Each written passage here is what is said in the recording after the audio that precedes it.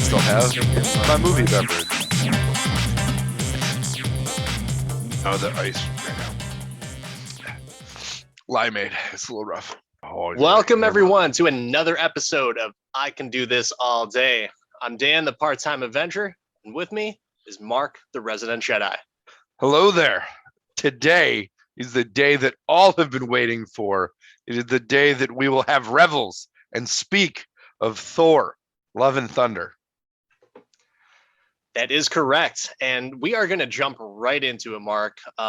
Let's talk about how we saw this movie. You go first. So I saw it literally 6 hours ago.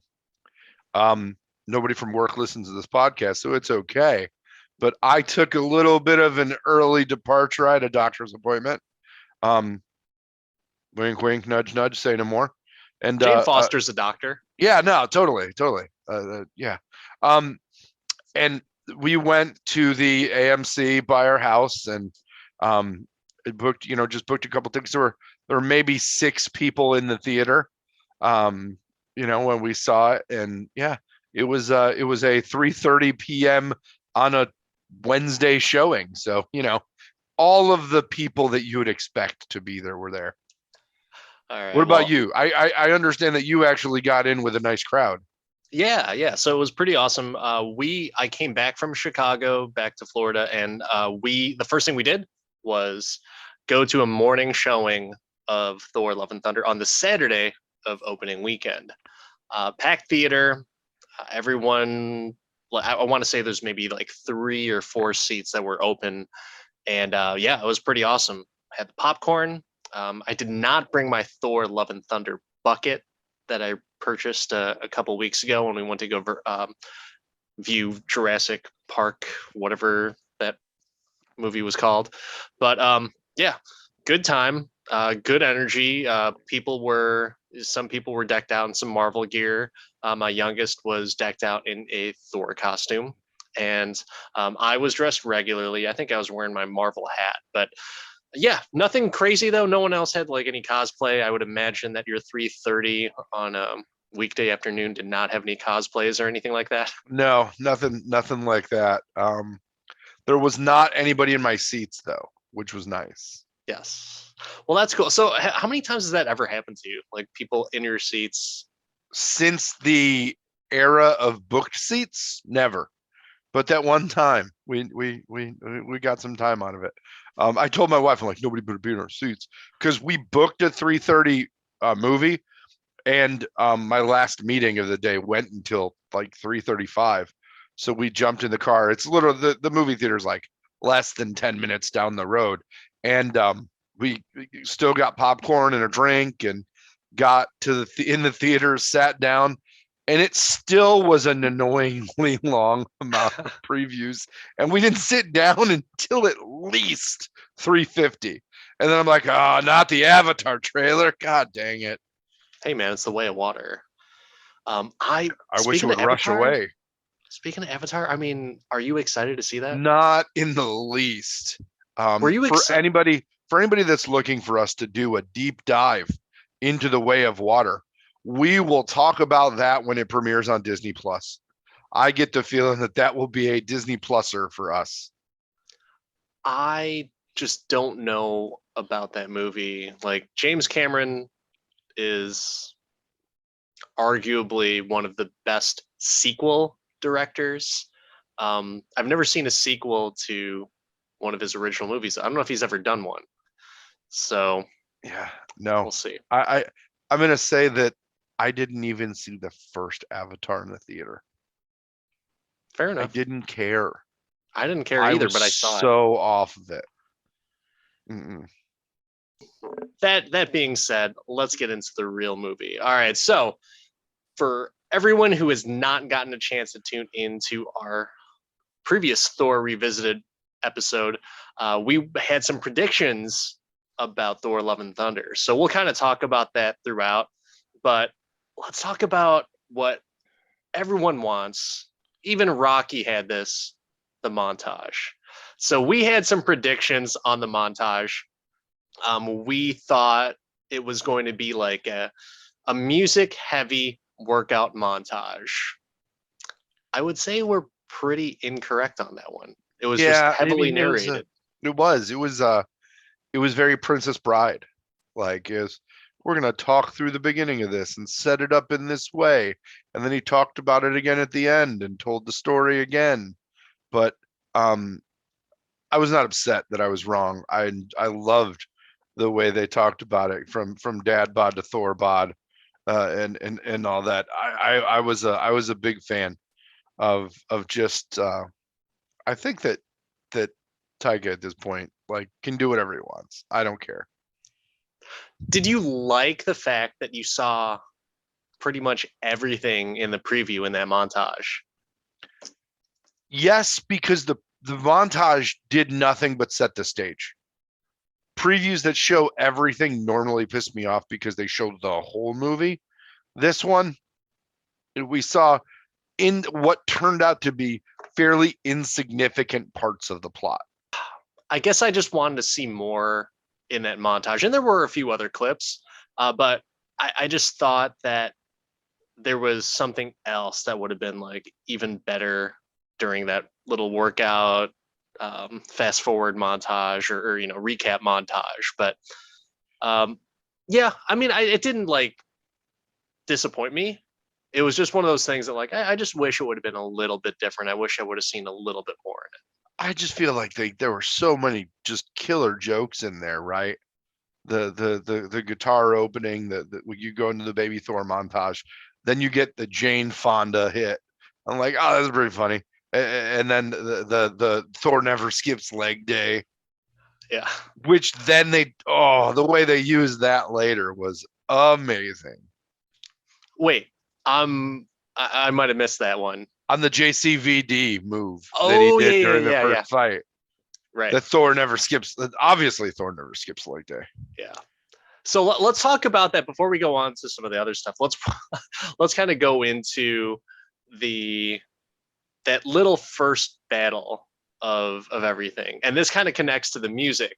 So I made a prediction that, or I didn't even make a prediction. I just made a wish that like, oh man, it would be awesome if Welcome to the Jungle came on. And god damn it, Yeah, it it was sure in the hell did.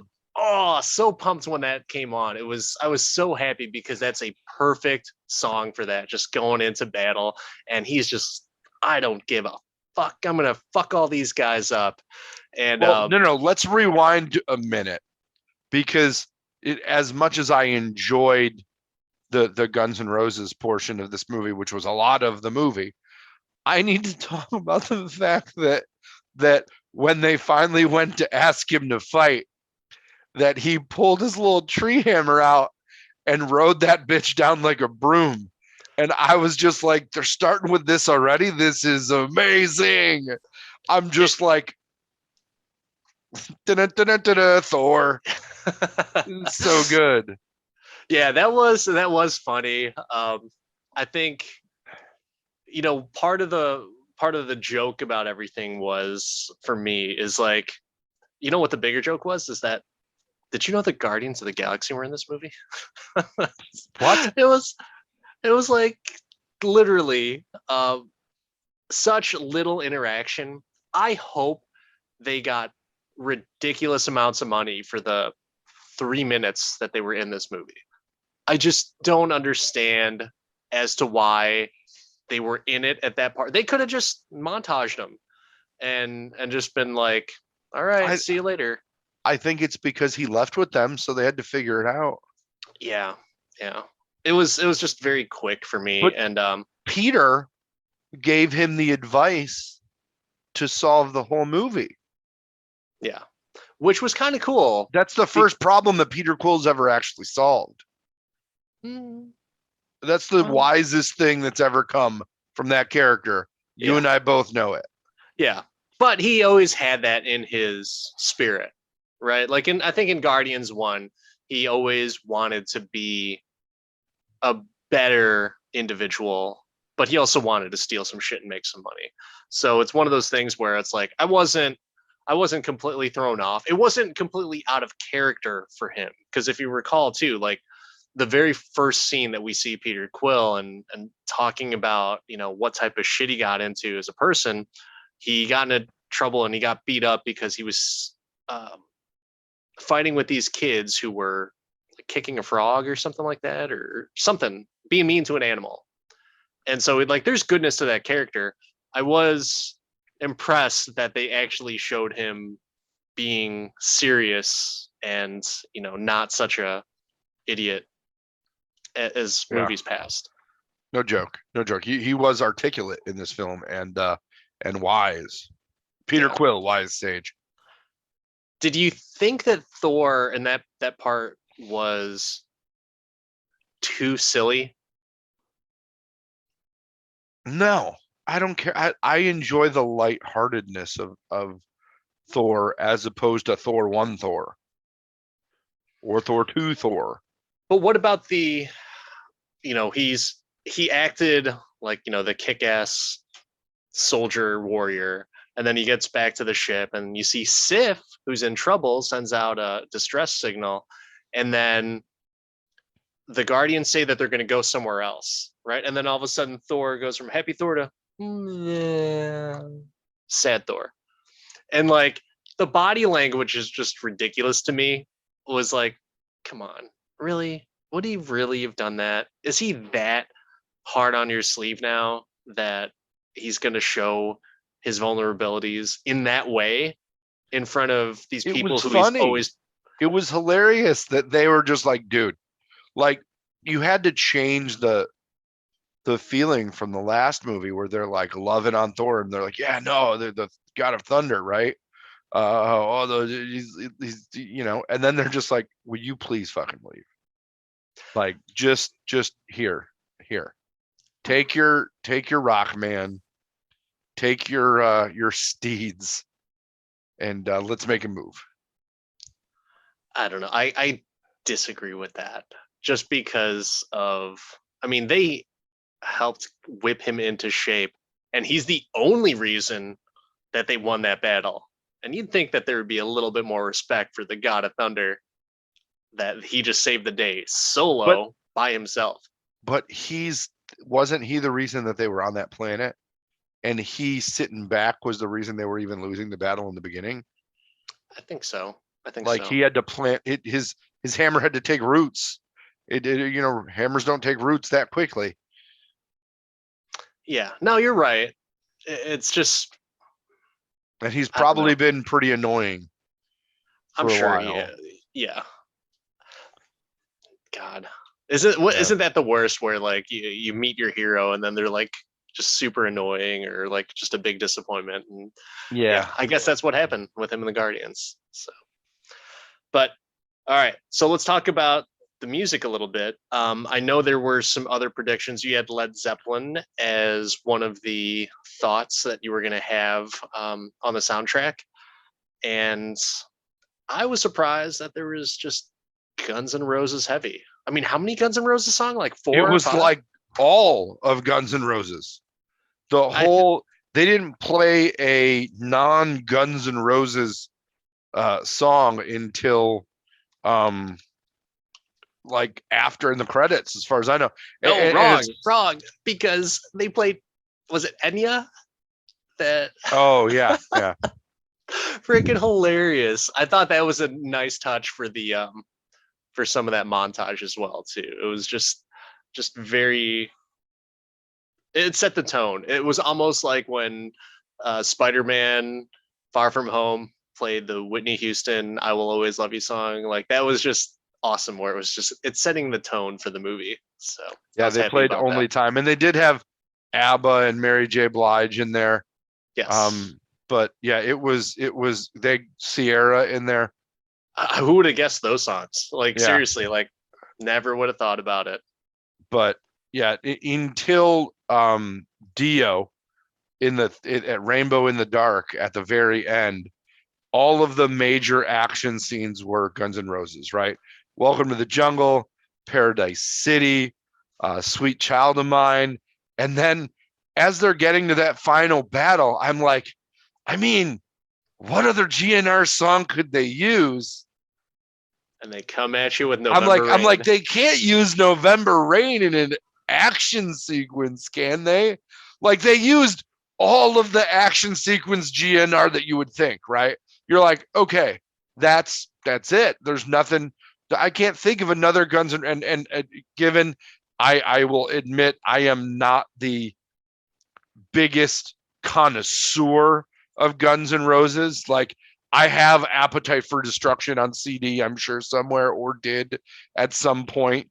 You know, and I enjoy the album Lies because I think that the Used to Love Her song is hilarious.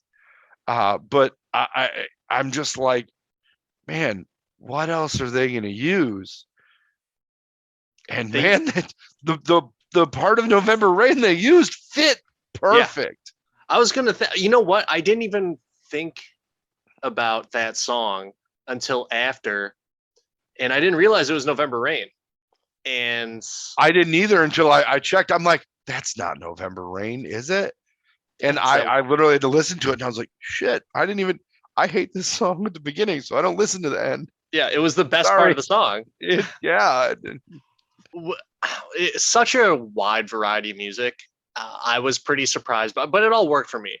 It was all nostalgic for me, you know, thought about like high school and obviously with Guns N' Roses, I was a little bit younger, but you know, it was just one of those cool things to where it's like, wow, this is a pop music heavy movie. But I will say that the hypocrisy is strong with me on this one because I hated Suicide Squad, the first one, Suicide Squad, because it was just like a pop music montage. And so I will go on record to say that maybe it's because it's Marvel, maybe because it's Thor, maybe because it's Taika. I was okay with it and it fit. I think that all of those are the reasons that you're hypocritical here, and it's okay.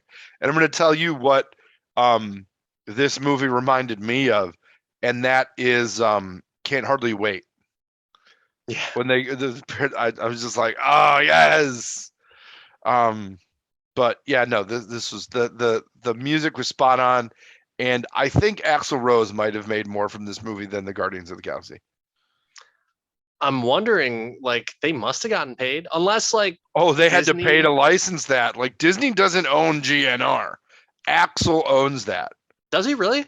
I mean, it Geffen Records, but I'm pretty sure Axl at this point owns the rights because he's the one that tours with the band that doesn't include Slash anymore.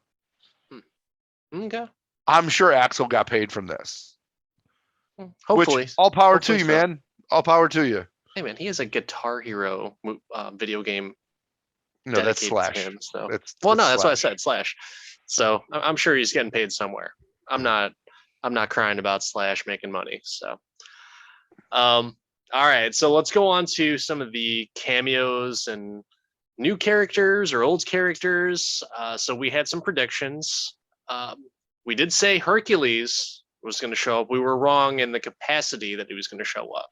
Yeah. So we thought, or I thought for sure, that he was just going to be one of the good guys that teams up with Thor to take on Gore.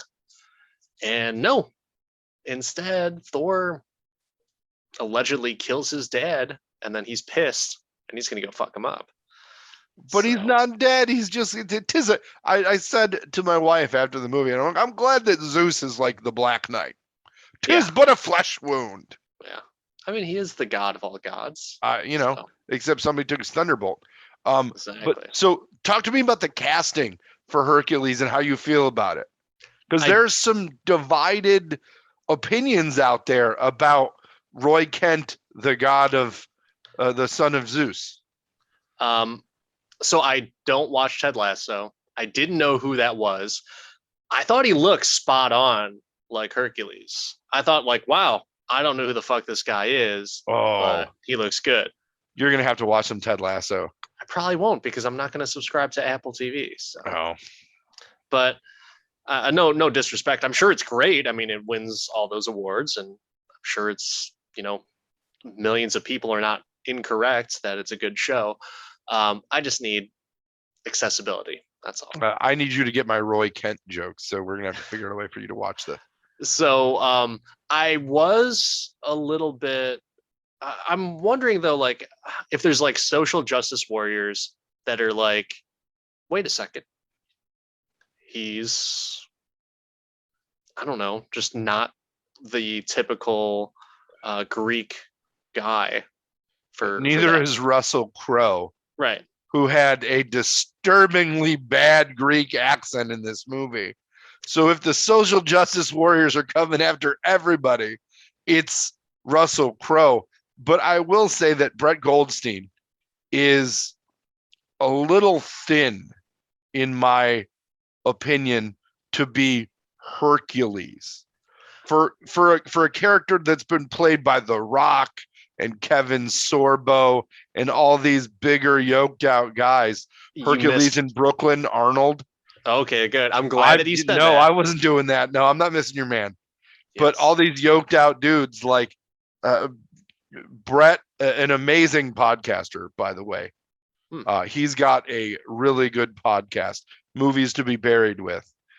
Shout out, friend of the podcast, I guess. I don't know, Yeah. but I think that he's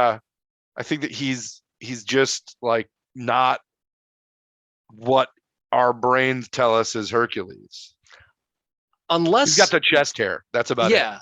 I mean, that he looks very good in comparison to like the comics Hercules. Now, I don't know if I wasn't really paying attention to his biceps or anything like that, or his muscles overall, just because I was trying to figure out who the hell he was, and it didn't I click with mean, me. I've never seen the guy before. if they put him on the Natalie Portman diet, he'll be fine. Yeah. He'll be fine. The fact that you don't know who Brett Goldstein is absolutely makes me sad. There's some YouTube videos I have to share with you. One where he, for charity, one time did a one-man show of the entire Muppet Christmas Carol and sang all the songs from it. He does a lot of Muppet stuff. On Okay. and off, he's a good stand-up comedian. I'm a big Brett Goldstein fan. If you didn't realize, if you couldn't notice, but yeah, huge fan. So the only thing that I did see, but I don't recall correctly if it was just his body hair or did his abs like were they just painted on and he just looked ripped? Because I But didn't. he's a body hair dude. Like he's body hair positive in that regard, right? You saw it in Ted Lasso. You didn't, but I did.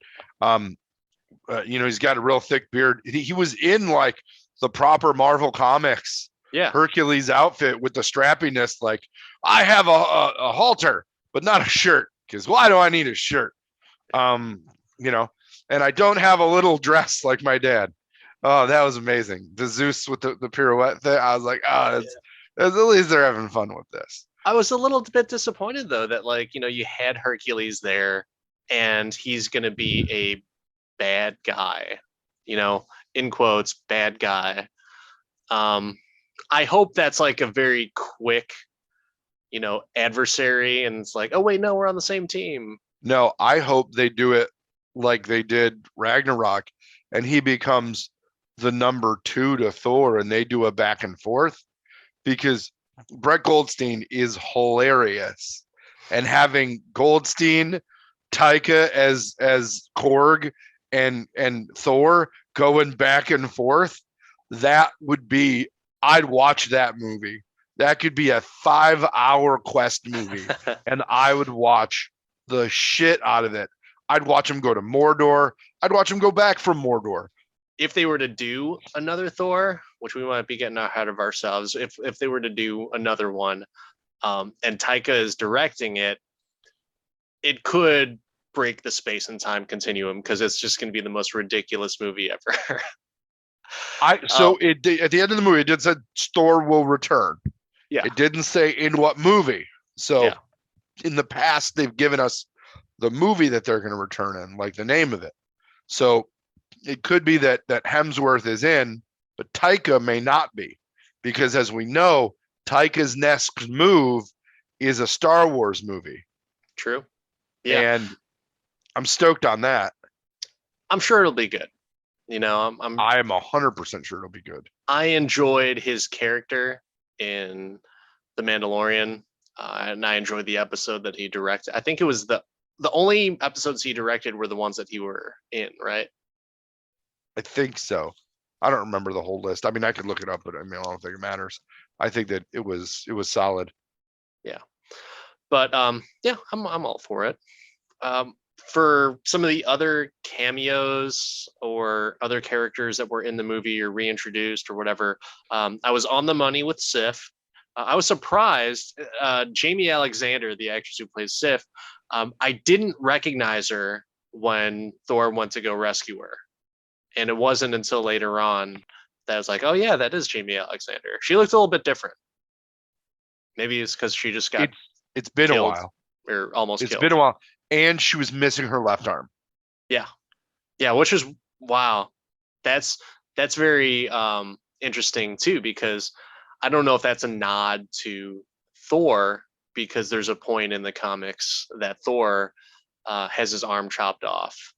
I don't believe there was any other prediction. You said Beta Ray Bill, or you were thinking Beta Ray Bill might be Yeah, I introduced. didn't get a Beta Ray. No Hulk either. Yeah, no Hulk. No Avengers to be spoken of. Yeah. Which I wasn't upset about. Like they had enough to float it. They had more than enough to float the movie. You know what I did? I was really happy that Matt Damon was in the movie and that they did the whole theater brigade thing again. Yeah. That was amazing. And talk about an amazing person to add to that troop. When Melissa McCarthy popped out, I was just like, wow, I didn't think this could get better. And That it was did. that was the biggest pop in my audience when she came out. People just started hooting Not the and biggest hollering pop in at my that. audience. I'll tell you when we get to my biggest pop, and it is something I've never experienced in 13 years. Okay. Well, we talked about like our predictions versus reality of what we had. Let's break down in depth and detail about the individual characters, and we have to start off with Thor. Um, Chris Hemsworth, my God, that dude is jacked, and we saw it in the previews. What did you think about his, in my opinion, kind of like really playing it loose with Thor and acting whichever way he wanted to in each scene? I don't mind it. I think that he owns the character. There's nobody else that's going to show up in a movie and be Thor except for Natalie Portman, apparently. And there's just he just owns it. He's got the same feel. He's not an actor that's the same character all the time, but he owns Thor in a way that's both goofy and serious as the time turns. He plays it as kind of a manic person, and I don't mind that. I loved it. I was a big fan. Do you think Thor as a character is mentally unstable in a society where we're trying to be very conscious of like mental illness and stuff like that? Do you think there's a little bit, and I don't even mean to make a joke about it, do you think there's a little bit of like mental instability with Thor? I think Thor shows us that while in a normal earthling's life, heavy trauma can cause, PTSD or some level of anxiety and feelings. If you think about the span of a god's life and all of the different trauma and experiences that he's had, it weighs on him ever so much more because he's had that additional time, that additional length, and he's now has the benefit or the curse of reflection, right? He was Thor the battle guy, Thor the swashbuckling chick magnet. I mean, he banged a wolf chick on a wolf, but now you've got, you know, like adult in quotation marks Thor, and now he's looking back on some of the dumb things he did or the things that he may not be proud of, right? He's not the leader of his people. He's not what he may have been meant to be. But he's here. He's Thor. He's got an axe that's a tree. If you remember in Thor, the first movie, he was going to be king at Mm-hmm. the ripe old age of 1490 years or whatever. Yeah. Like he was going to be king. And it's so strange to see you know, all the stuff that he's been through, and yet his level of immaturity throughout the 1500 years plus that he's been alive. And so the I'm not I'm not critiquing it in the sense that like I didn't like the fact that he was kind of all over the place, but I do appreciate it in the fact that in the comics, in the cartoons even, Thor just plays kind of like this arrogant, kind of aloof, kind of battle god. Like he's not always the smartest person.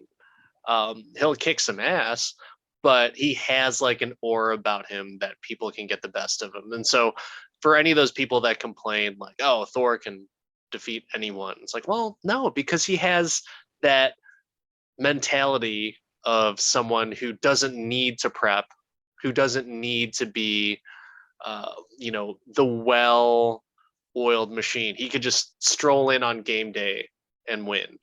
And so he does that, but at the same time, there is a little bit of mortality that's shown as in Endgame when Thanos was gonna just this close, just pressing Stormbreaker through his chest, and same thing with Gore the God Butcher.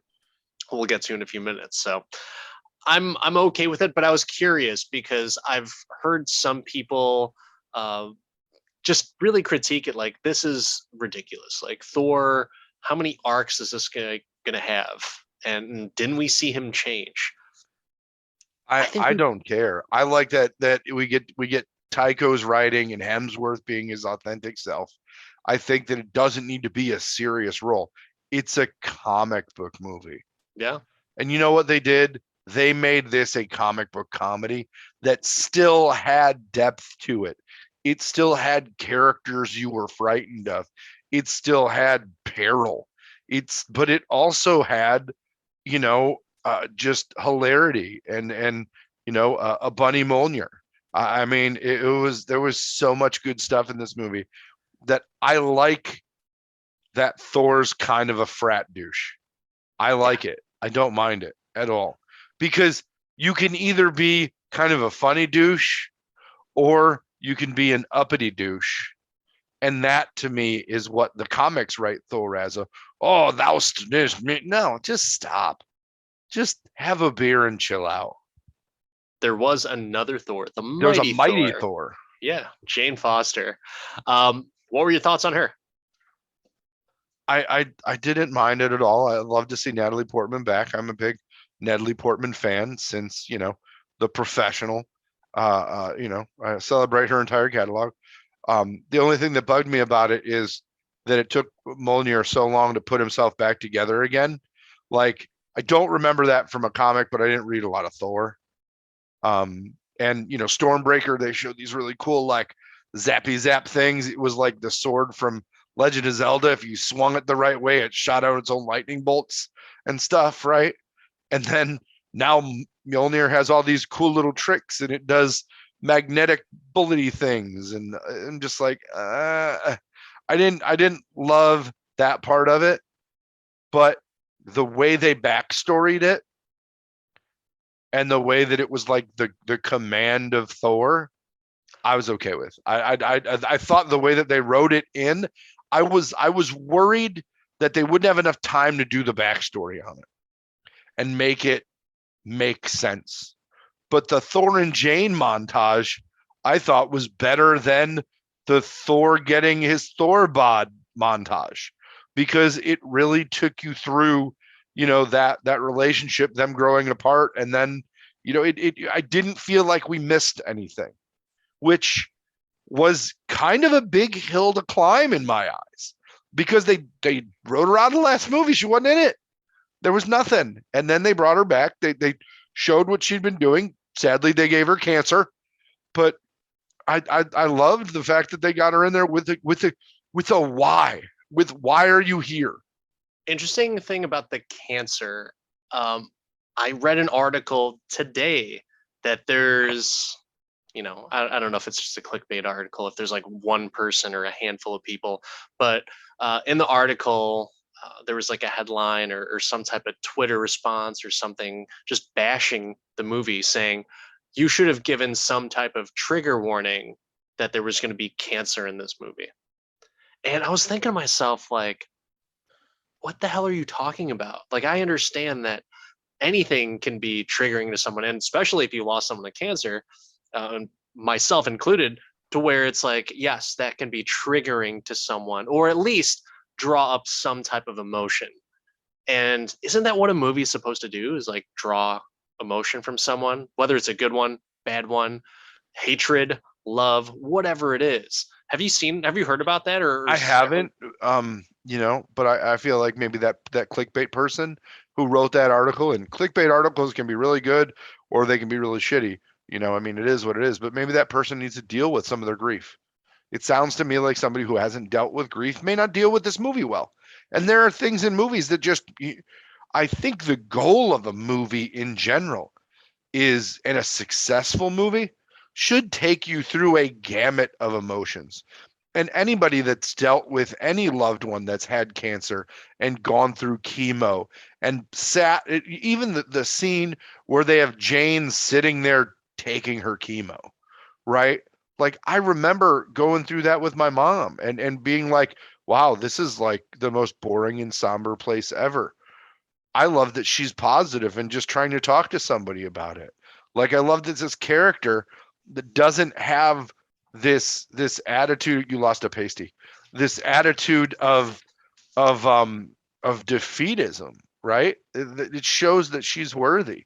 And yeah, it's going to be triggering. Did they put a trigger warning on Guardians of the Galaxy? Because I hate to tell you this, spoilers, but Peter Quill's mom dies because she got cancer from an elemental, from a god, right? So, oh my gosh. But in general, it's. I'm like, I didn't find it overtly offensive. I like movies that bring you through all of the emotions, and comedies that bring you through all the emotions are pretty few and far between, I think. Yeah. No, I agree. And I was like flabbergasted when I saw that article. I was like, are you freaking kidding me? Like, are we getting to a point in society that we have to put disclaimers on everything that we see, everything that we consume? Is there going to be, I would never want to live in a world where there's that much preemptive type of behavior or prerequisites just to even have a good time and watch a movie or to consume any type of form of media. I don't know. That's about as political as I get. These are the same people that are complaining about the Turning Red movie. Like, oh my God, how could you talk about literal things that teenage girls deal with? Or Lightyear, that there's a same-sex kiss in it. There have been same-sex couples for a pretty long time now. It's pretty legal currently. So maybe you just need to calm down. I want to talk about Mjolnir for a little bit. So I completely disagree with you on how awesome Mjolnir is. I thought that was so cool. And the fact that, like, I agree with you 100%. I really did like the fact that Thor did the enchantment. And number one, he has the power to do so.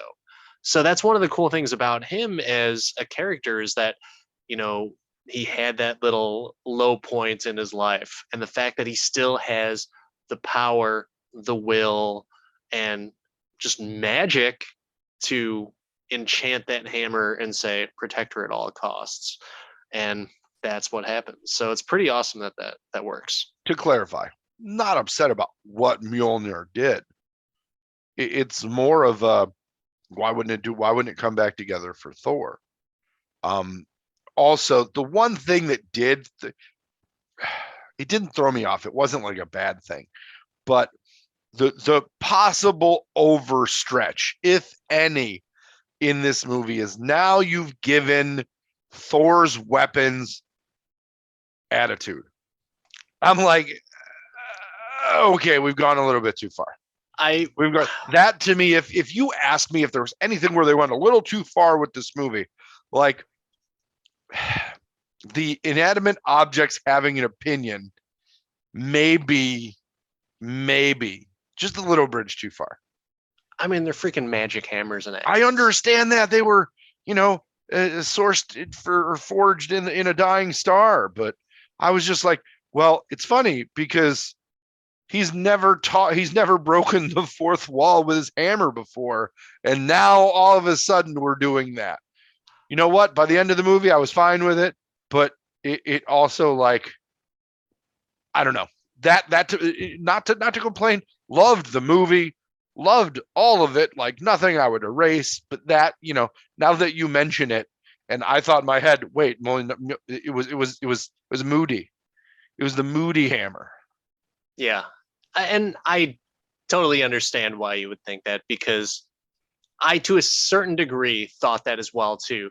But at the same time, I just thought it was so well done and funny, Oh, it's the hilarious. way that it would do that. So It was good. hilarious. It was almost as hilarious as him waiting for her to put the hammer down somewhere and him immediately picking it up. Just being like, oh, okay. Yeah. Just checking. You can still have it. But whew. To go back to as to why it didn't come back together for Thor, though, he never tried. So if you remember in Ragnarok, after she breaks the hammer, Loki calls for Heimdall to get them out of there. Or not Heimdall, Scourge. And they get sucked He never back. got the opportunity. Yeah, but they put it under the dome, which I thought was funny. Nobody could pick up the pieces, and they were just on the ground. Yeah. Well, I mean, it is what it is. Yeah. Moving on. But I thought it was so funny to where it's like you give those inanimate objects a personality, and yeah, it's just a stupid hammer and a stupid axe, and the fact that you have something like, sorry, my little stab at humor there, but I thought it was cool because of the fact that I think he always had some type of bond with the hammer. And this is before Ragnarok. Even when he goes to pick it up in the first Thor from the crash site, he's like, he's looking at it and he's talking, he's calling out to it. And so I'm okay with, to a certain degree, as to how that is. Like I said, it's funny. Did they go over the top with it? Yes, but with Stormbreaker, which, by the way, should be the ultimate weapon, right? I mean, based off of what Eitri, Peter Dinklage's character, said when he was crafting it, it's the most powerful weapon of all. And I don't like the fact that Thor still holds Mjolnir in a higher regard compared to the weapon that he used to chop off Thanos' head, or not his head, his arm. Oh no, his head and his arm. Yeah, fucking A, man. He took off two big things under someone's body, and he was a trusty bottle opener for years on New Asgard. So I don't know. I thought Stormbreaker got the shaft, and it was interesting though towards the end of the movie, which we'll talk a little bit. Let's talk about that a little bit later. But any other thoughts on Jane? Not too cheesy? No, like I said, they landed the return and went through the story okay. Cool. If anything, Natalie Portman was scary buff. Yeah, she looked good, didn't she? Like, her arms were pretty toned. Yeah. And speaking of toned arms, Valkyrie, Tessa Thompson's Valkyrie, I thought was the best character on the good guys' side throughout everything. Like, she was so damn good, and the way that she played the character, her gravitas and her sex appeal and confidence that she had for all parties involved, kissing Zeus's maiden's hand, just like a swab motherfucker that she is, it was just like pretty cool to see. What did you think about her as a character and her performance? I would take Tessa Thompson in anything. I think she plays amazing opposite of Hemsworth. And yeah, no, loved it. Thought that it was awesome to see her out there fighting. They had it was great. is great. No complaints at all there. If anything, underutilized in some of the fight scenes and the other parts of it. Like I didn't think, given she wasn't part of the Guardians, so during the Flash Gordon sequence, she wasn't fighting in it, right? When he did his Jean-Claude Van Damme kicks to the Eagle Man people. But I definitely thought that she was great in this movie. I don't think I've seen a bad performance from Tessa Thompson though. I like the fact that she was king. Thor said that she, like, oh, their people have a king. I was curious as to if they were going to refer to her as the king of Asgard, which they did, which is awesome. But she And also didn't have the full King gravitas. For example, when they were doing the town meeting or whatever afterwards, like Thor stepped in, said 2 words, and everybody turned away from her and was on to him. And then he tried to fly through the ceiling. But in general, like, it showed that Thor still had it, but he did follow up on his promise to Valkyrie that she could be the king. but you know what? If you picked up on it as well too, is that she didn't necessarily like being a king. She wanted to lead the people, and she's capable of doing so. But the way that she enjoyed just kicking the shit out of people in an omnipotent city, that's a tongue twister, and just she reveled in it. She enjoyed just slicing and dicing all of Zeus's minions up. And I think that's where, for me, it was like, oh, okay, yeah, I totally get it. She misses the life. It's she in her comfort zone in violence. In that little battle at Omnipotent City, there was one other that participated, and that was Korg. Too much? Was Korg too much in this movie? I think it was just the right amount. And when you needed to dial him down, they dialed him down to a face. And I thought that face was hilarious. I went back and forth on it because I like Korg as a character, and I understand you have him in there for comedic purposes, and I guess it was a little too much for me.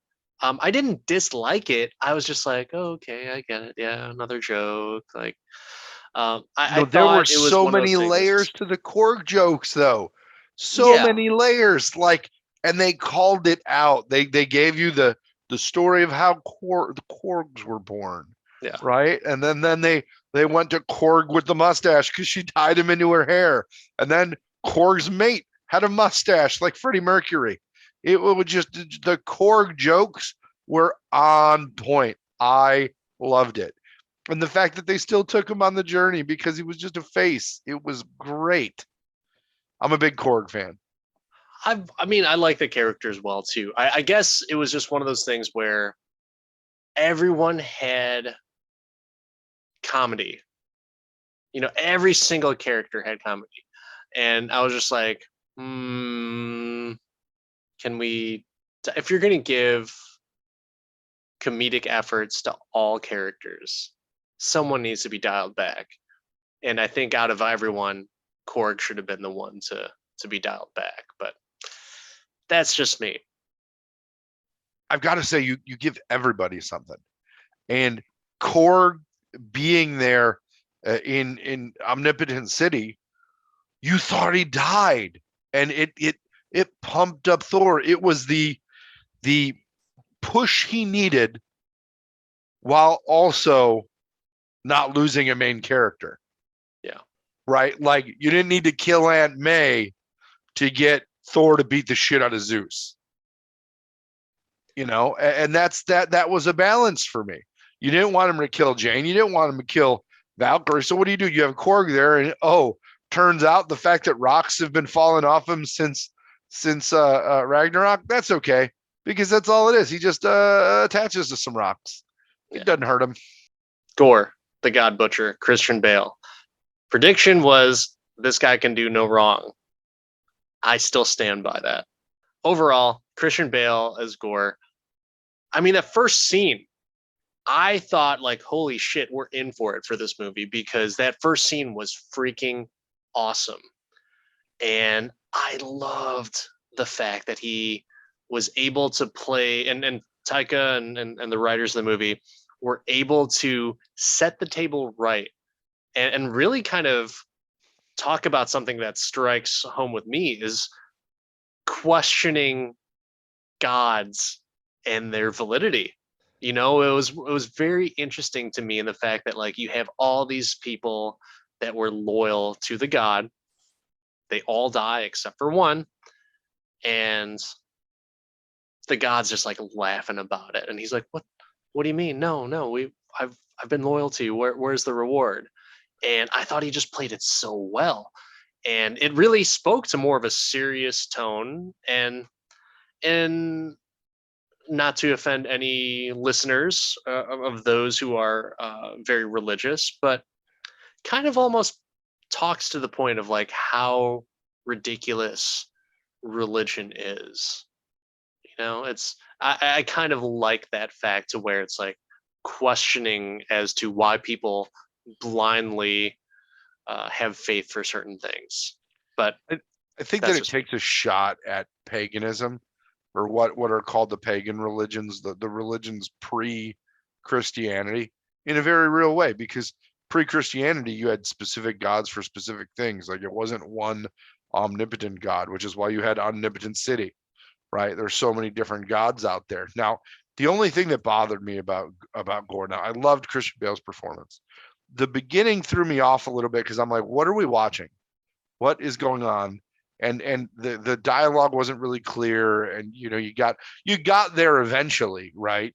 But the only thing that I can say about the performance, and it was great, it was amazing if I hadn't seen a Harry Potter movie, but we had Voldemort, and it still got the job done for me, but I wanted him to pull on a wand and start like shooting things at Thor.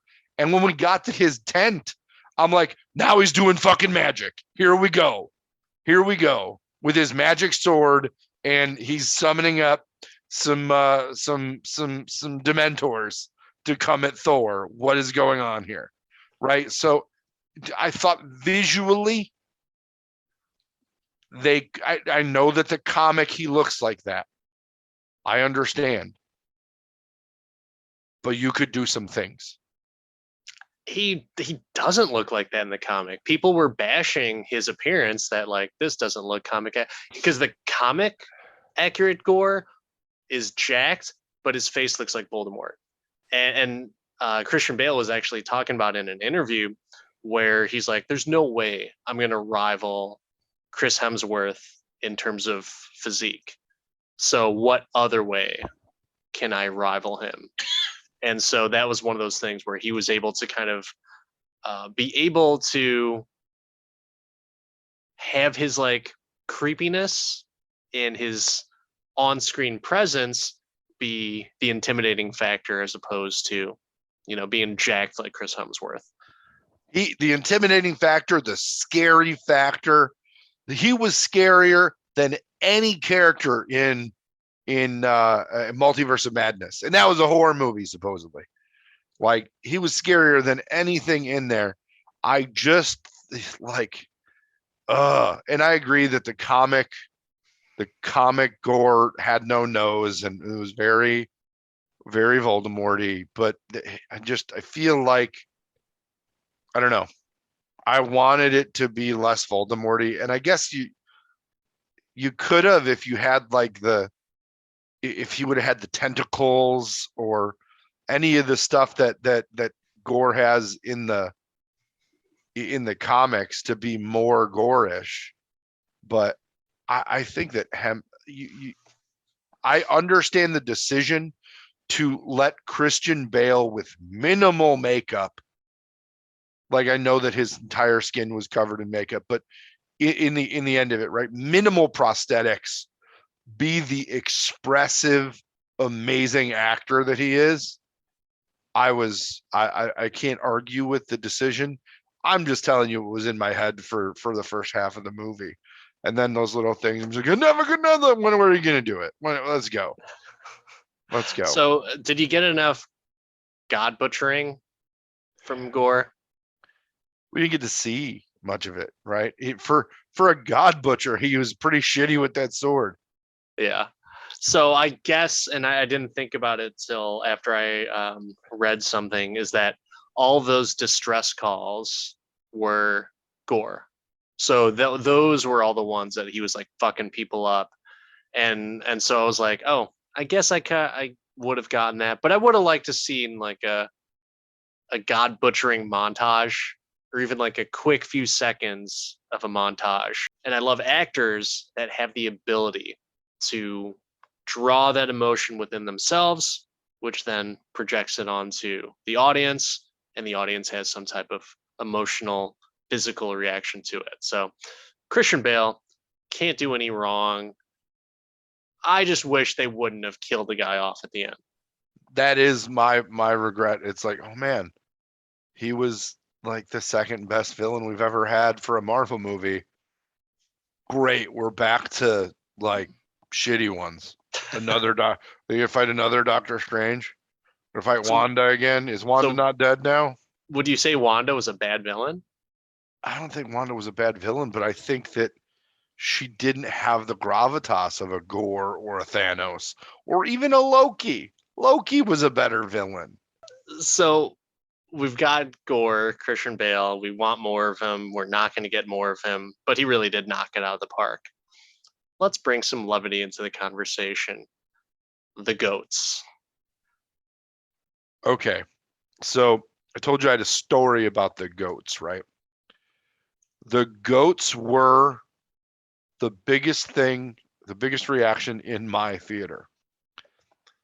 Because my wife laughed more and harder than I have ever seen her laugh during a film.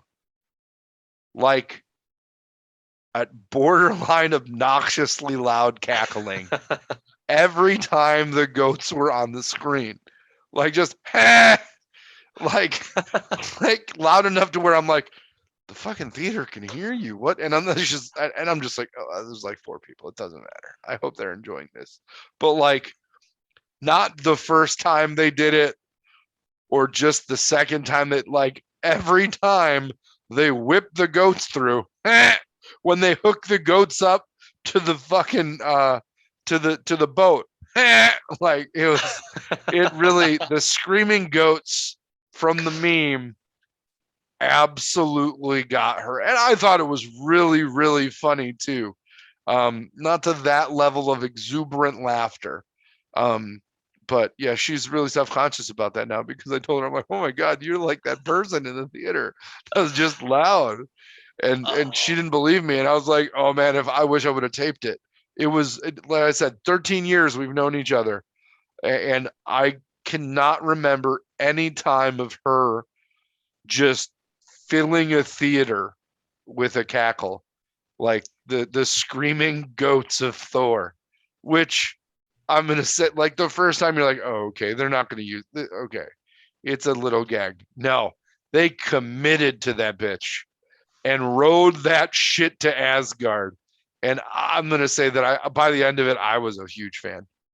I loved it, man. They were so funny to me. And one of the big things for me was like that noise is, I think in any other context, it's annoying. It's just too much. But I'll tell you, I'll be honest with you. Our entire family, my entire family, we saw the movie, my wife and 2 kids.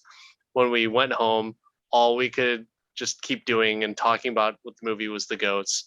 And we would obnoxiously like yell out like the goats for no reason. And then everyone else joined in, just hooting and hollering the entire time. So, Can you uh, imagine seeing that, not knowing that it's a meme reference, and oh, just what? like, why are all these people so like the person in the theater that my wife is in, that's like, 60 and has never seen it, and is just like, Oh, they say good things about these here Marvel movies. Why is that lady laughing at the goats? It's an annoying noise. So wait, am I missing something then? Like I've never seen a meme with goats, and You've so never what is it? seen the screaming goat meme or the No. screaming goat YouTube video? Oh, Danny. Oh, I've seen a screaming goat Yeah, the YouTube screaming video. goat YouTube video where the goat is So like, "Meow." yeah, so my wife fucking finds it hilarious, and I think I found it Same. annoying that she found it hilarious. But when I saw it in the context of the movie, I just thought like, and I never thought about the YouTube video, but I just thought it was so freaking funny, and yeah, I Yeah, don't know. no, watch the YouTube video. You'll find it even funnier. But yeah, no, the goats are a high point of the movie for me. And Oh man, two thumbs up for the goats hilarious. for me. Some quick thoughts on New Asgard. What do you think about the new tourist destination of New Asgard? I thought it was funny that they did that. Um, I don't, I don't, I guess I don't understand why anybody would go there, but I It's guess, it's kind of like the Wisconsin Dells of Norway. I It's guess, like people are just going to show up and they're going to go on the Ducks or the Viking ship, yeah, and the people Viking are just ship going to is have a the good time. ducks. You're Yeah, not wrong. You're not exactly. And wrong. um, I'm going to throw a hot take out there. Wisconsin Dells, it fucking sucks. I don't know. Just I went there for my first family vacation, and was it a good time? It was marginally a good time. I went on the Ducks. I think it was on the Army Ducks, and it was a nice little ride. But um, yeah, I'm gonna say I've been to Wisconsin Dells probably 30 times. Can you oh guess? God, Can you guess how many times I've been on the Ducks? twice, Never, never. never. No, no. I find it a great place to bar hop and drink, and Wisconsin has some really good craft beers, and there are some pretty decent like food spots throughout the Dells. But uh, uh, bar food, nothing Michelin star high quality. Well, I was gonna say like that was one of the big reasons as to why it was our first family vacation. My wife, my son, and I, and this is when you and I were working for the same company, and I did Hmm. not take many vacations, and that was the first time I unplugged. I didn't hear the stupid BlackBerry phone go off because I shut it off, left it at home. But yeah, I didn't have any good food, and the You best didn't food that I ask me. had. You Say, didn't say it ask again. where you should go. There's garbage food places there, right? But there's garbage food places everywhere. There's garbage food places at Disney World.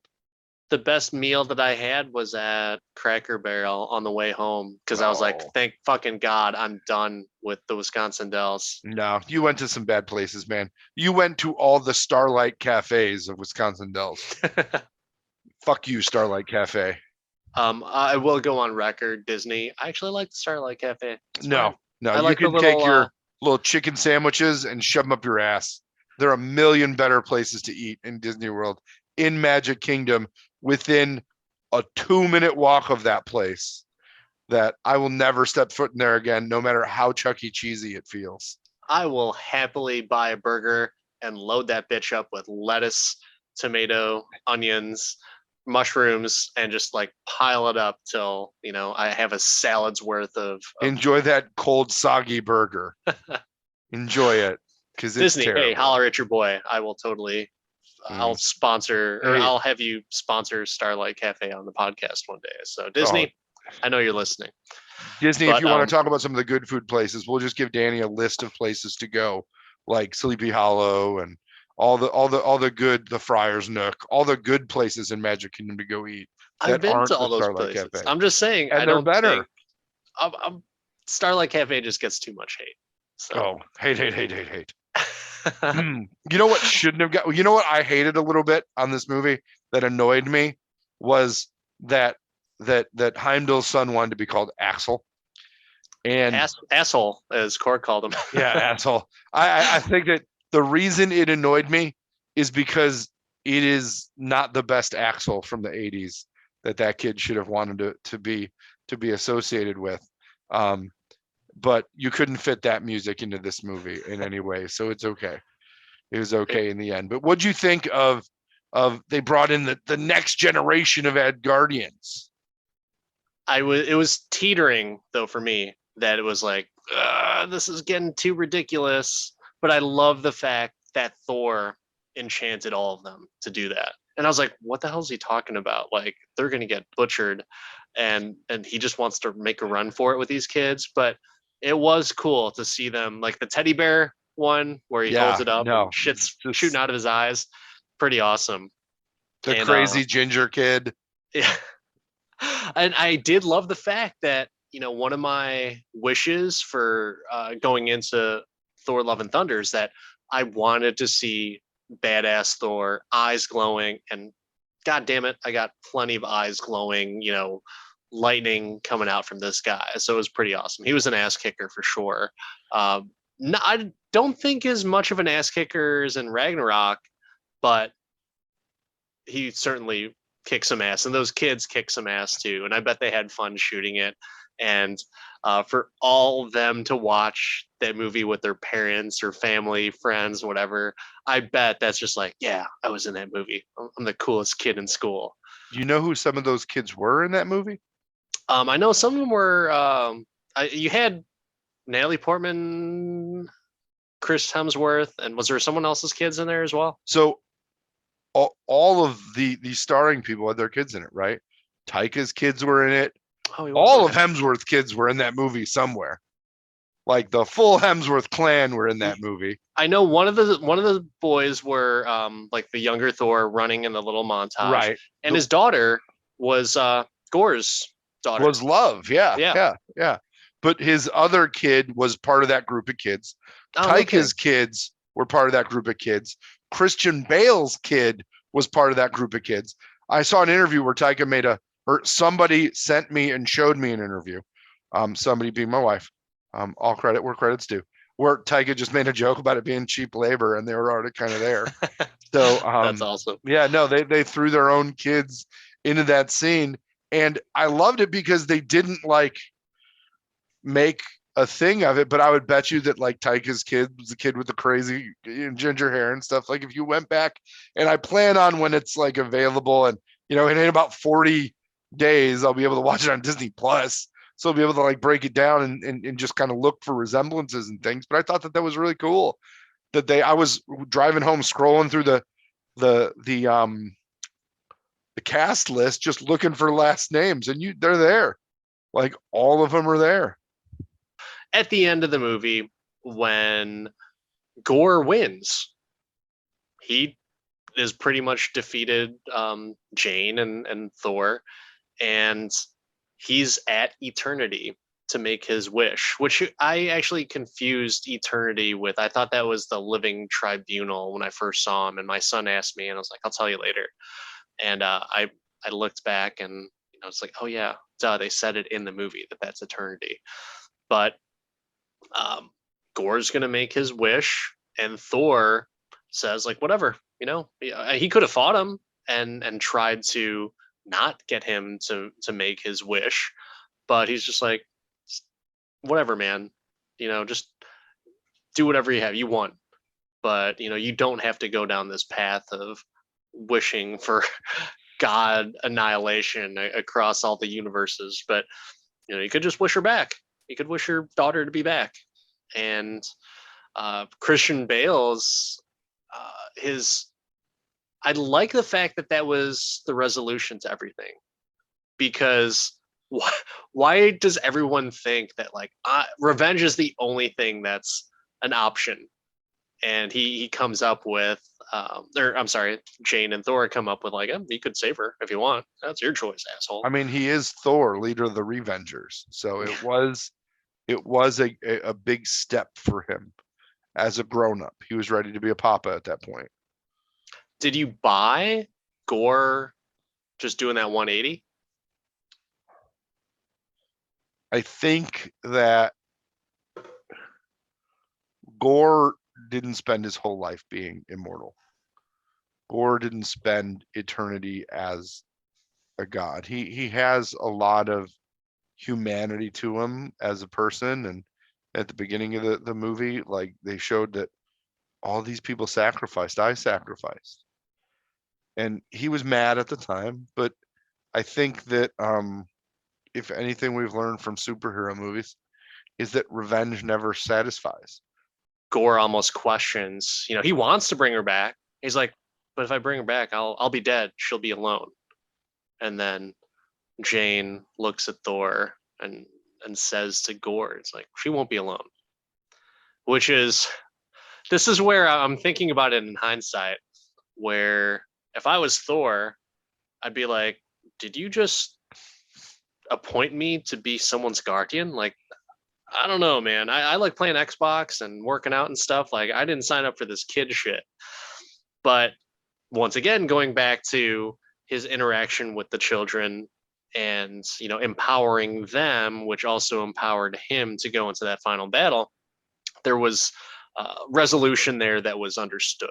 So I think I was okay with it. And I don't know, what did you think about Thor being Daddy Thor and that last interaction with I didn't mind Gore? it. And I thought that it was pretty funny. I loved that it was his own daughter that he was playing with. yeah, I love that he shared Stormbreaker with her, giving her the stronger weapon, and them just going out and doing things like guardian and and I loved my favorite part of the movie was the last lines of the movie where they totally worked, they slapped you with it, did that old school 80s move, and got the title of the movie into the movie seamlessly. it was pretty good. I did like that. And I thought, we heard Sweet Child of Mine in the trailer. Mhm. I think it would have been better if they did not play that song Mm. in the trailer. But it certainly, it certainly got me pumped to go see it. But yeah, it was a perfect song for the end of the movie. It was. With Stormbreaker being her weapon, like, don't you think that's also a little bit irresponsible of Thor, where it's like, come on, kid, we're going into battle. Like, what? But Thor was in battle. Didn't you see him in the baby carrier going into battle? If it was okay when he was a kid, it's okay now. True. Yeah, you're right. I didn't think about He was that. in the baby carrier. It was Yeah, amazing. that is funny. Oh. Um, Mm, yeah, I didn't think about that. But mm. in still, isn't that a little bit irresponsible for, even whatever power she has? I don't understand. I don't know if she does. She's got the power of Thor because she has the Stormbreaker. Thor Thor can't shoot shit out of his eyes, and Stormbreaker does not give you the power of Thor. Only Mjolnir does, if Or you are Thor worthy. does. It's not in the hammer, it's in him. Yeah, but Mm. I don't know. I don't know. There's two other things in this movie that I want to make sure we talk about because one of them is on the silly end, and the other one is just another layer that Taika put in this. So I want to get to the silly part, and I want to talk about Omnipotent City. Probably my favorite character from the entire movie that had a speaking role, but it was ridiculous, was the fact that they had the bow like dumpling god. I was like, what? That's amazing. And this reminded me of episode 1 when they did the sweeping Senate look, and they were like, they had the ET guys in there and all the other aliens that you knew, like from Yeah, other Star Wars movies. And then in here, you're like Egyptian. You're just seeing all these gods per se. They even got Korg's wacky god and the head feet guy and all that stuff going on. But I thought it was really funny and cool that they kind of put all that together. The orgy was funny too. But in general, what did you think as you were going in there? Did you have a favorite god? the Bow God, of course. I thought it was silly, and I wouldn't have missed it if it wasn't there. But I'm glad that it was. It's just funny though, because like I think it also plays into the the paganism, but also just religion overall of, yeah, there's a god for everything, even delicious dumpling bow rolls. It's just like, it's one of those things where it's like, yeah, well, if we ever, I don't think you're a fan of the franchise, but I always would make the joke and quote Fast and the Furious, where they would talk about praying to the car gods at dinner. But yeah, it's a nice touch. I thought Omnipotent City was overall a interesting way to get Zeus into it, but also, get Thor to kind of man up and be, a badass god and not just admiring Zeus and modeling himself after Zeus. He stole his thunderbolt, which, I mean, kind of a lame weapon, but I don't know. It I was guess really lame. I just didn't It was like it. not nearly as cool as either hammer. Yeah, right. Like, I get it. You've got Zeus's thunderbolts, but I did was like the sentiment of never the seeing your heroes and seeing that they're kind of full of shit, right? Like yeah, that no matter how much somebody's built up, that everybody's kind of full of shit, especially somebody that like pumps themselves up that much, like needs to do that. But I loved it. I didn't mind. Russell Crowe was really. I'm like, is he trying to do a Greek accent? Because that makes this even funnier. Like this is totally lighthearted at that point. You're at max silly Taika at that yeah. point. Just like I cannot believe we're doing this. I And did then like the fact that Russell Crowe played it that silly. oh yeah, You would have thought that maybe he would have strolled in and just tried to be like this authoritative character of Zeus, but no, but that's not he, how the gods are in Taika's world, and I'm there for it. Apparently the gods are super well hung and have memorial back tattoos as well. yeah.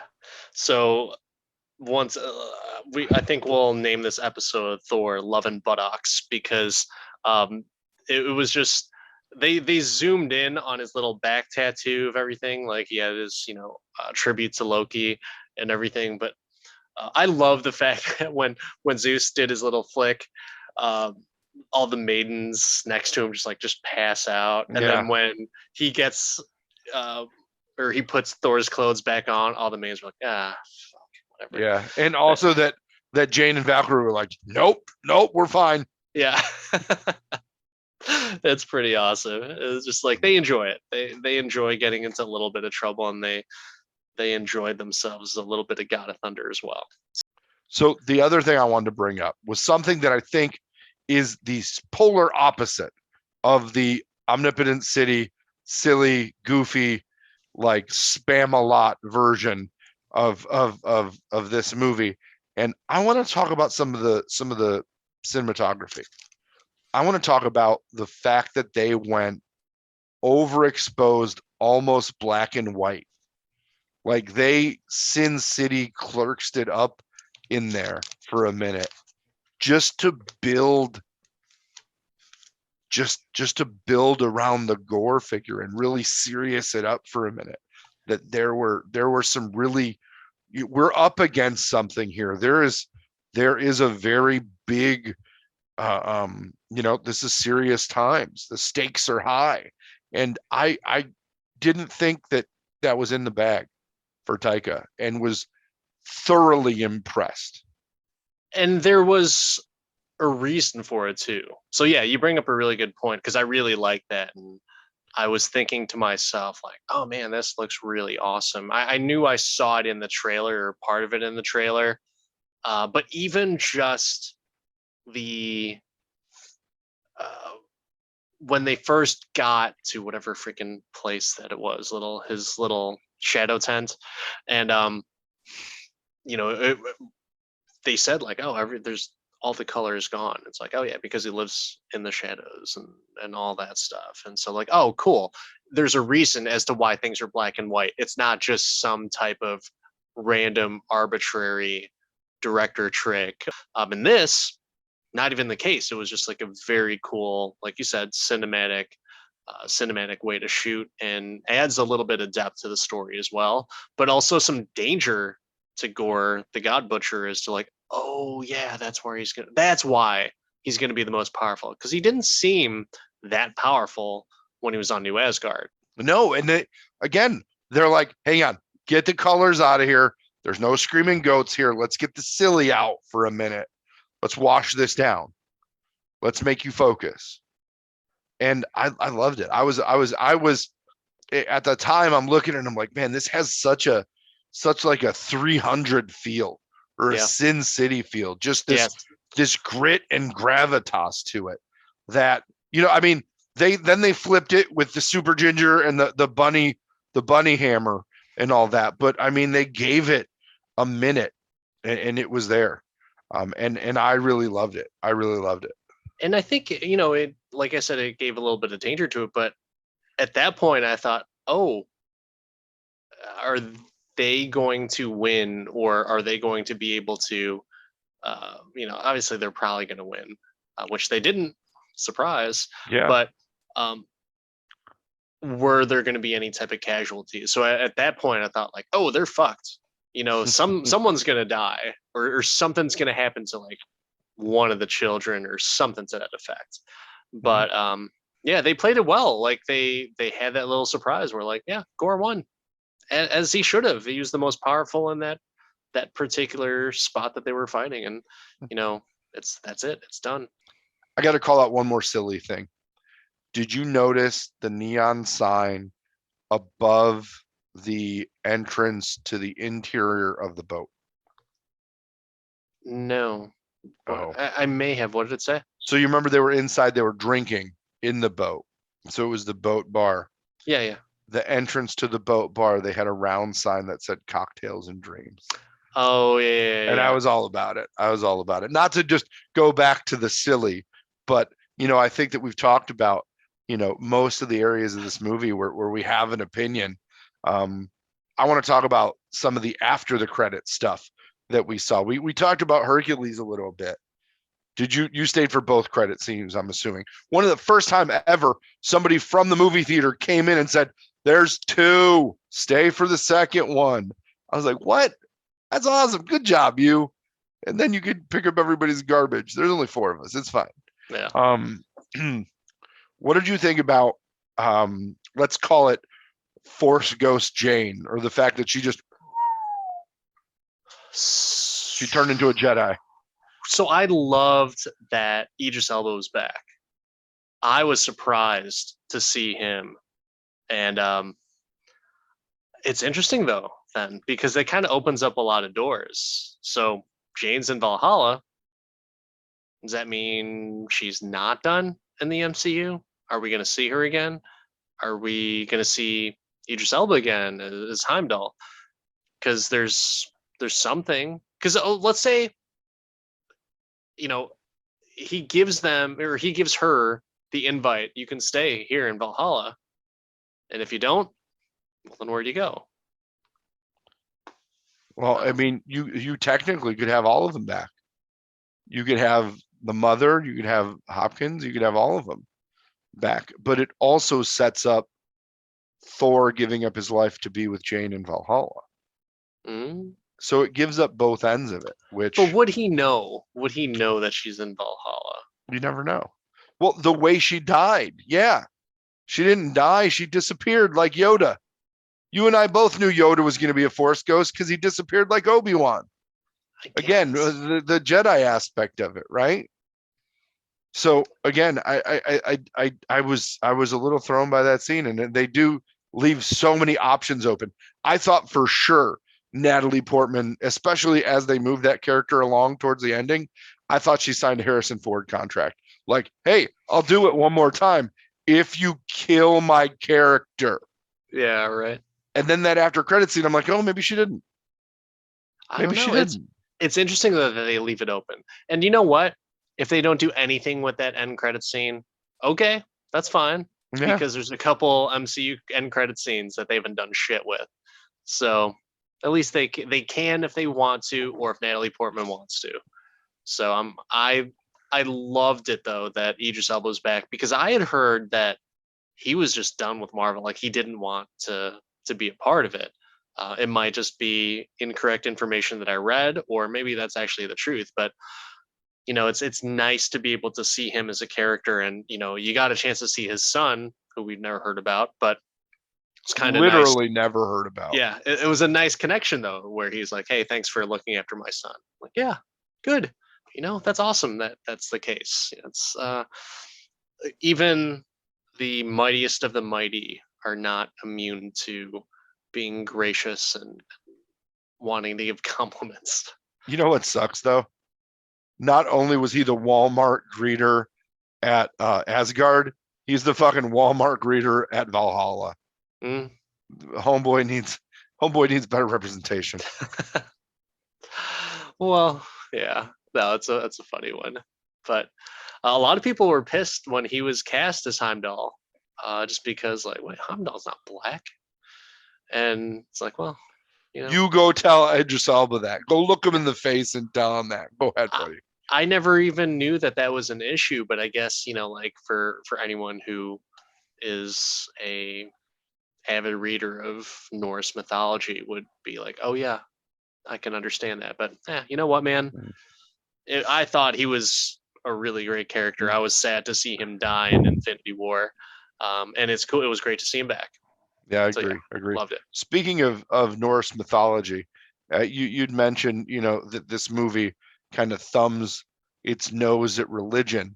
I also think it was funny that they called out the fact that as people come close to death, that they'll reach out and cling to whatever religion's available to them, including Norse mythology. And through the desperation of stage 4 cancer was born the mighty Thor.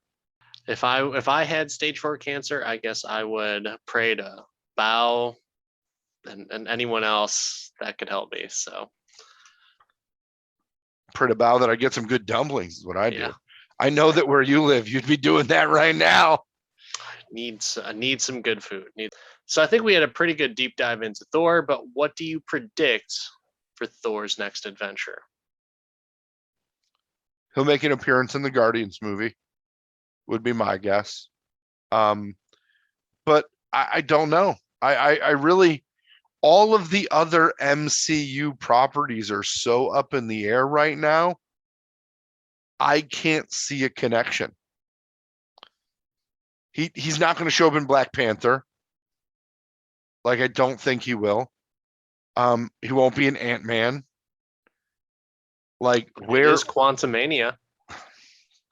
I don't know what that means, but yeah, exactly. I don't know. I don't know where he fits in. I don't know where he fits in. Like I said, I think he fits in to Guardians, but that's it. Like, I don't know if I anyone don't think we fits. see him until Phase 5. I think that's going to be the case for a lot of the people. Mm-hmm. Does he maybe show up in the Marvels? No. No. I'm going to Even though he likes this one? I think they're for anyone who has not seen Miss Marvel yet. I'm assuming you have not seen I it have yet. not. I just watched the finale tonight, and so I'm pretty adamant that that's not going to happen because they're going to open something else up. Okay.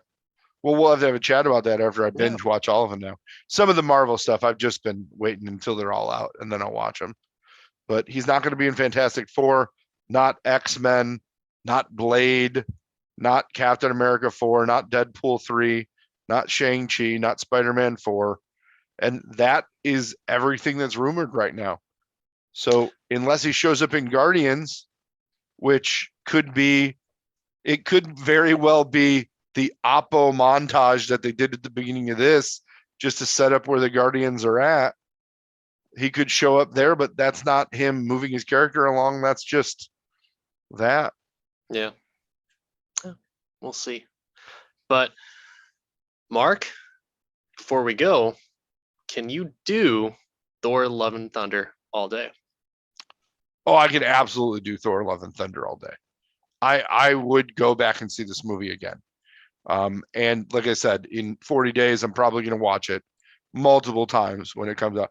I would say that this is as good of a movie, or possibly more entertaining than Ragnarok. It does have the serious moment of Ragnarok, but it's got just as much silly bits as Ragnarok. So I'm on board with it. What about you, Danny? Could you do this all day? Yes, 100% yes. And my main reason as to why, the goats. The goats. The goats. Speaking of goats, it seems like you view this as a goat movie, like one of the greatest Marvel movies of all time. I don't believe so. You don't believe I so? don't believe so. The reasoning as to why is because there's a lot of my top tier movies, which maybe we'll talk about on another episode. But I will disagree with you that I think Ragnarok is the better movie overall. And I think it's by a lot. Okay. And Well, I the just rank. rewatched it. Sorry to interrupt you. I'm glad you just rewatched it. But the rank with Ragnarok is not the rank that I'm concerned about right now. I think Yeah. we both know what I'm asking you, and that is Love and Thunder better than Multiverse of Madness? Yeah, I'll say that it is. You'll just say that it is, or you know that it is? Well, I mean, it is. It is. Do we need to poll the listeners? Do we need to throw out a Twitter poll, No, or has this bet been settled? I wanted to see this movie again before we recorded, and I have not rewatched Multiverse of Madness since it's been released. I will say I did, and it was worse. Hey, man, you're the one who liked Sam Raimi. I love So- Sam Raimi. There's a reason I watch Sam Raimi movies once every couple of years only. Man, So- that fight at the end. The fight at the end is the worst part. The sheet So- music battle. To refresh our listeners' memories, so during one of the previous episodes, there was a wager that whether it was Multiverse of Madness or Thor: Love and Thunder would be the better movie. I chose Multiverse of Madness, and Mark chose Love and Thunder. So, in the spirit of competition, he gets to choose a movie that I have to endure and watch, and we will do a review on. Mark, why don't you tell me what movie that is? So for those listeners that got the fact that there was an Easter egg in that episode where I named the movie immediately after the bet. And I told you, Danny, that you betting on Doctor Strange was going to be nothing but trouble for you. And the 1991 comedy horror movie, Nothing But Trouble, is your penance for making that wager. I've never even heard of that movie. So I'm going to give you a cast list for this movie right now, and I think you're going to be possibly excited. Starring top billing, Chevy Chase, Dan Aykroyd, John Candy, Demi Moore. I mean, it's Daniel Baldwin is in this movie. Peter Aykroyd and Brian Doyle Murray are in this movie. This movie was written by Peter and Dan Aykroyd, and the movie was directed by Dan Aykroyd. Christ. Oh, God, why have you forsaken me? Oh, some of the cameos in this film include Shock G and Tupac. So okay. I am super excited for the episode, and I will watch this movie again, possibly as punishment, because this is one of those movies that I'm just excited to talk about. Somebody needs to know that this is around, and we need to talk about it. And I think that our discussion of Nothing But Trouble, which it won't be the next episode we do, but we'll get to it. We'll have as much fervor and passion as our sidetrack into My Blue Heaven. Oh man, you lost me at Chevy Chase once you said the cast list. All right. Well, Chevy Chase is in it, but Dan Aykroyd owns it. He will own my soul after it because I feel like I'm not going to get it back after I watch it. So, all right. It's only 1 hour and 34 minutes. Okay. At least it's not terrible. Not terrible. Careful All right. on the worst of the word terrible. Careful on your use of that. Well, on that note, this has been another episode of I Can Do This All Day. I hope you guys enjoyed our episode of Thor Love and Thunder. I'm Dan, the part-time adventurer. That's Mark, the resident Jedi. Don't forget, like, subscribe, comments, and if any of you have a favorite guilty pleasure 90s B movie that you think we need to review, put it in the comments. Send us a tweet. Hit us up on Instagram. Slide in our DMs, and we will have either seen it or watch it, mention it, and talk about it, and let you know if we can do this all day. See you next time, everyone.